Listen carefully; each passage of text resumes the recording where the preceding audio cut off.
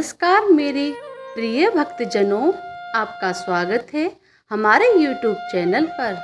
आज सुनेंगे शनिवार की व्रत कथा तथा आरती। इस दिन शनि ग्रह की तुष्टि के लिए शनि की पूजा होती है। काला तिल, काला वस्त्र, तेल, उड़द शनि को बहुत अति प्रिय माने जाते हैं, इसलिए इनके द्वारा शनि की पूजा होती है। शनि की दशा को दूर करने के लिए यह व्रत किया जाता है। शनि स्तोत्र का पाठ भी विशेष लाभदायक सिद्ध होता है। शनिवार की व्रत कथा। एक समय सूर्य, चंद्रमा, मंगल, बुध, बृहस्पति, शुक्र, शनि, राहु और केतु इन ग्रहों में आपस में झगड़ा हो गया कि हम सब में सबसे बड़ा कौन है। सब अपने आप को बड़ा कहते थे। जब आपस में कोई निश्चय नहीं हो सका तो सब के सब आपस में झगड़ते हुए इंद्र के पास गए और कहने लगे कि आप सब देवताओं के राजा हो, इसलिए आप हमारा न्याय करके बतलाओ कि हम नवग्रहों में सबसे बड़ा कौन है। राजा इंद्र इनका प्रश्न सुनकर घबरा गए और कहने लगे कि मुझ में यह सामर्थ्य नहीं है कि जो किसी को बड़ा या छोटा बतलाऊं। मैं अपने मुख से कुछ नहीं कह सकता हूँ। हाँ, एक उपाय हो सकता है। इस समय पृथ्वी पर राजा विक्रमादित्य दूसरों के दुखों का निवारण करने वाला है, इसलिए तुम सब मिलकर उन्हीं के पास जाओ, वही तुम्हारे दुखों का निवारण करेंगे।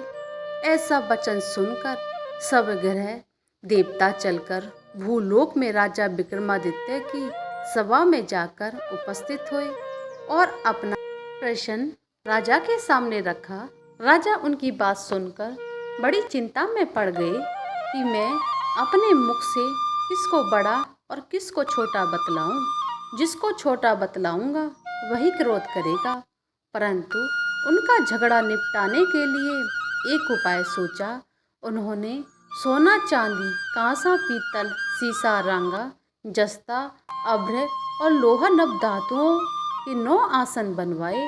सब आसनों को क्रम से, जैसे सोना सबसे पहले और लोहा सबसे पीछे बिछाए गए। इसके पश्चात राजा ने सब ग्रहों से कहा कि आप सब अपने अपने सिंहासनों पर बैठिए। जिसका आसन सबसे वह सबसे बड़े और जिसका आसन सबसे पीछे वह सबसे छोटा जानिए, क्योंकि लोहा सबसे पीछे था और वह शनिदेव भगवान का आसन था। इसलिए शनिदेव भगवान ने समझ लिया कि राजा ने मुझको सबसे छोटा बना दिया है। इस पर शनि को बड़ा क्रोध आया और कहा कि राजा, तू मेरे पराक्रम को नहीं जानता है।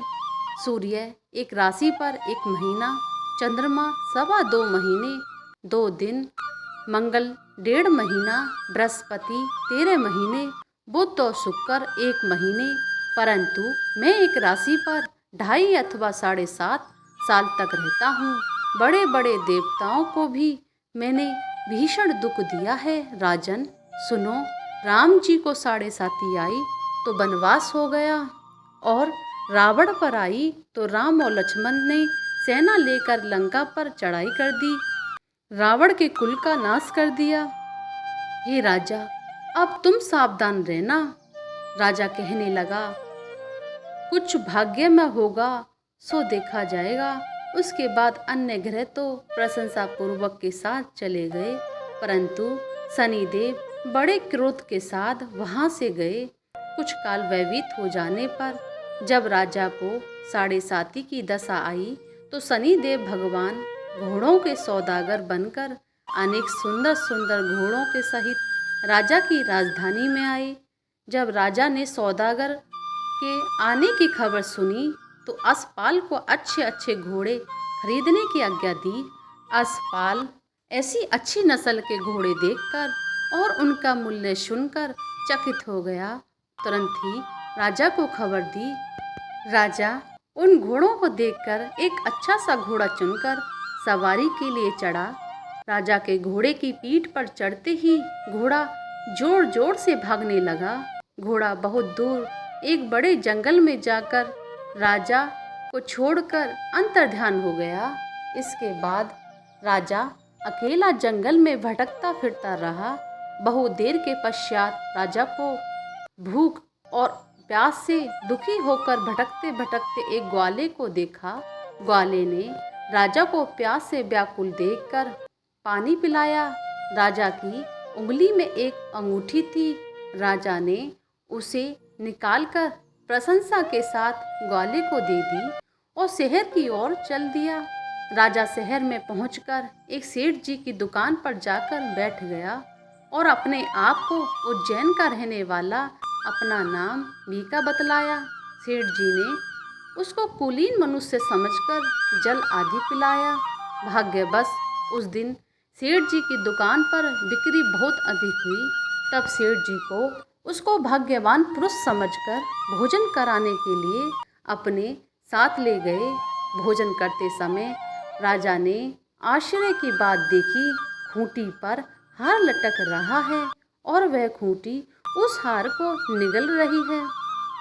भोजन के पश्चात कमरे में आने पर जब सेठ जी के कमरे में हार नहीं मिला तो सबने यही निश्चय किया कि यह सिवाय बीका के और कोई इस कमरे में नहीं आया है, अतः अवश्य ही उसी ने हार चोरी किया है। परंतु बीका ने हार लेने से मना कर दिया। इस पर 5-7 आदमी इकट्ठे होकर उसको फौजदार के पास लाए।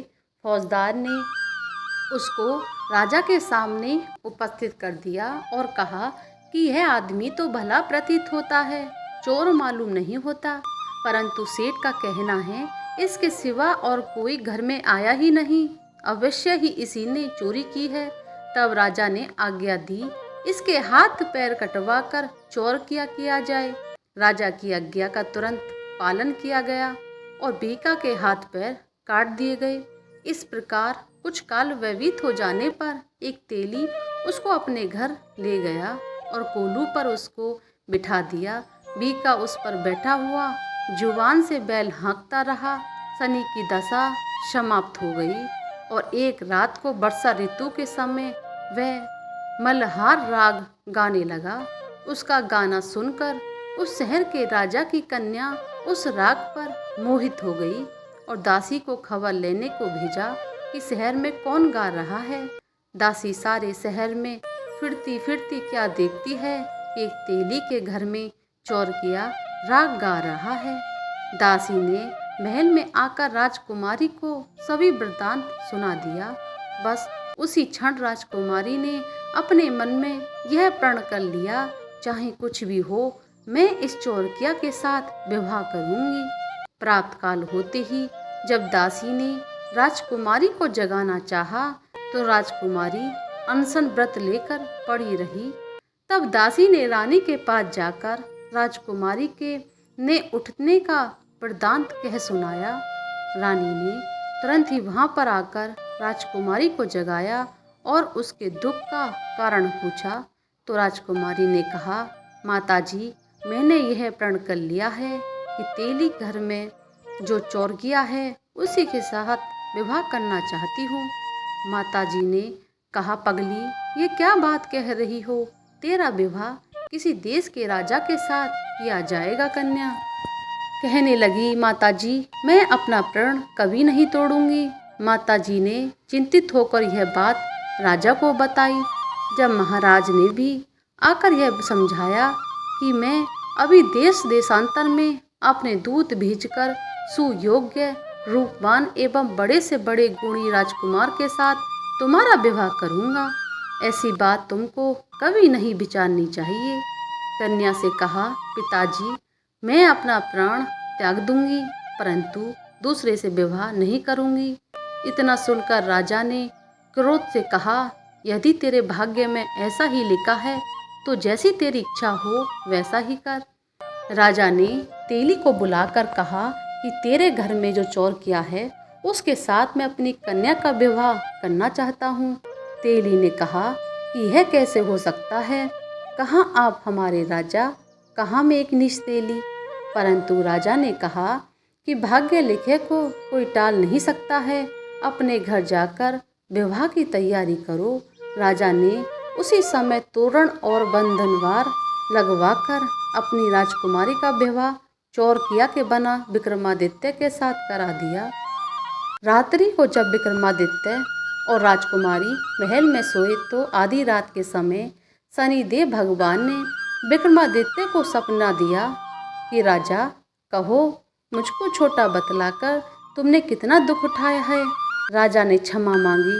शनिदेव ने प्रसन्न होकर विक्रमादित्य को हाथ पैर दिए। तब राजा ने कहा, महाराज, मेरी प्रार्थना स्वीकार करें। जैसा दुख आपने मुझे सौंप दिया है ऐसा और किसी को न दें। शनिदेव भगवान ने कहा, तुम्हारी यह प्रार्थना स्वीकार करता हूँ। जो मनुष्य मेरी कथा सुनेगा या कहेगा उसको मेरी दशा में किसी प्रकार का दुख नहीं होगा, और जो नित्य ही मेरा ध्यान करेगा या चींटियों का आटा डालेगा उसके सभी मनोरथ पूर्ण हो जाएंगे। इतना कहकर शनिदेव भगवान अंतर्ध्यान हो गए। राजकुमारी की आंखें खुली। उसने राजा के हाथ पांव सही सलामत देखे तो आश्चर्य को प्राप्त हुए। उसको देखकर राजा ने अपना सम्मत हाल कहा कि मैं उज्जैन का राजा विक्रमादित्य हूँ। यह बात सुनकर राजकुमारी अत्यंत प्रसन्न हुई। प्राप्त काल राजकुमारी से उसकी सखियों ने पूछा तो उसने अपने पति का सभी वृत्तांत कह सुनाया। तब सब ने प्रशंसा प्रकट की और कहा कि ईश्वर ने आपकी मनोकामना पूर्ण कर दी है। जब उस सेठ जी ने यह बात सुनी तो वह विक्रमादित्य के पास आया और राजा विक्रमादित्य के पैरों पर गिरकर क्षमा मांगने लगा कि आप पर मैंने चोरी का झूठा दोष लगाया है, अतः आप मुझको जो चाहें दंड दे सकते हैं। राजा ने कहा, मुझ पर शनिदेव भगवान का कोप था, इसी कारण यह सब दुख मुझको प्राप्त हुआ है। इसमें तुम्हारा कोई दोष नहीं। तुम अपने घर जाकर अपना कार्य करो। सेठ जी बोले कि मुझे तभी शांति होगी जब आप मेरे घर चलकर प्रतिपूर्वक भोजन करोगे। राजा ने कहा कि जैसी आपकी मर्जी हो वैसा ही करें। सेठ ने अपने घर जाकर अनेक प्रकार के सुंदर सुंदर भोजन बनवाए और राजा विक्रमादित्य को प्रतिभोज दिया। जिस समय विक्रमादित्य भोजन कर रहे थे, एक अत्यंत आश्चर्य की बात सबको दिखाई दी। जो खूंटी पहले हार निकल गई थी वह हार उगल रही है। जब भोजन समाप्त हो गया तो सेठ ने हाथ जोड़कर बहुत सी मोहरें राजा को भेंट दी और कहा, मेरे श्री कंवर नामक एक कन्या है, उसका पाणी ग्रहण कर लीजिए। इसके बाद सेठ ने अपनी कन्या का विवाह राजा के साथ करा दिया और बहुत सारा दान दहेज आदि दिया। इस प्रकार कुछ दिनों तक वहां निवास करने के पश्चात विक्रमादित्य ने शहर के राजा से कहा, अब मेरी उज्जैन जाने की इच्छा है। फिर कुछ दिन के बाद विदा लेकर राजकुमारी मन भवानी, सेठ की कन्या श्री कंवरी तथा दोनों जगह के दहेज में प्राप्त उनके दास दासी रथ और पालकियों सहित विक्रमादित्य उज्जैन की तरफ चले। जब शहर के निकट पहुँचे और पूरब वासियों ने राजा के आने का संवाद सुना तो संबद्ध उज्जैन की प्रजा अगवानी के लिए आई। तब बड़ी प्रशंसा से राजा अपने महल में पधारे। सारे शहर में बड़ा भारी महोत्सव बनाया गया और रात्रि को दीपमालाएं की गईं। दूसरे दिन राजा ने शहर में यह सूचना कराई कि शनि देवता सभी ग्रहों में सबसे बड़े हैं। मैंने इनको छोटा बतलाकर इसी से मुझको यह दुख प्राप्त हुआ है। इस कारण सारे शहर में सदा शनिदेव भगवान की पूजा और कथा होने लगी। राजा और प्रजा अनेक प्रकार के सुख भोगते रहे। जो कोई शनिदेव भगवान की कथा को पढ़ता है सभी को प्रेम पूर्वक सुनाता है। शनिदेव की कृपा सब पर बनी रहती है और उसके सब दुख दूर हो जाते हैं। शनिवार की कथा को व्रत के दिन अवश्य पढ़नी चाहिए। बोली शनिदेव भगवान की जय।